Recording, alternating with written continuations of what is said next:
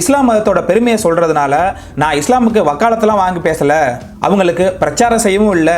இது உண்மை.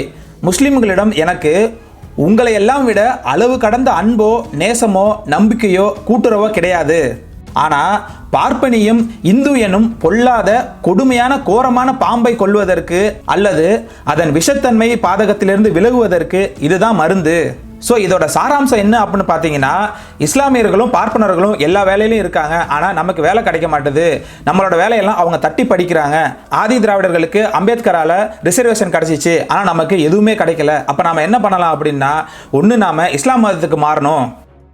உன் கதி என்ன ஆகும் அப்படிங்கிற தலைப்பில் சாயபுகுலம், அதாவது இஸ்லாமியர்களும் பதவி விகிதாச்சாரம் பெற்று ஷெட்யூல்டு வகுப்பாரம், அதாவது SC ST உள்ளவங்களும் பதவி உத்தியோகமும் கல்வி விகிதாச்சாரமும் பெற்று மீதி உள்ளதில் பார்ப்பனர் ஏகபாகமாய் உட்கார்ந்து கொண்டால் திராவிடனோ அல்லது தமிழனோ, அதாவது பார்ப்பான் அல்லாத, முஸ்லீம் அல்லாத, கிறித்துவன் அல்லாத, ஆதி திராவிடன் ஷெட்யூல்டு வகுப்பினர் அல்லாத திராவிடனே, சூத்திரனே, உன் கதி உன் எதிர்காலம் என்ன ஆகும் சிந்தித்து பார் அப்படின்னு கேட்கிறாரு. அதாவது பார்ப்பனர், ஆதி திராவிடர், இஸ்லாமியர்கள், கிறித்துவர்கள் இவங்க எல்லாருமே ரிசர்வேஷன் அப்படிங்கிற பேர்ல அவங்களுக்கு பதவி கிடைக்குது, வேலை கிடைக்குது, கல்வி கிடைக்குது, ஆனா நமக்கு ஒண்ணுமே கிடைக்கல அப்படின்னு சொல்றாரு.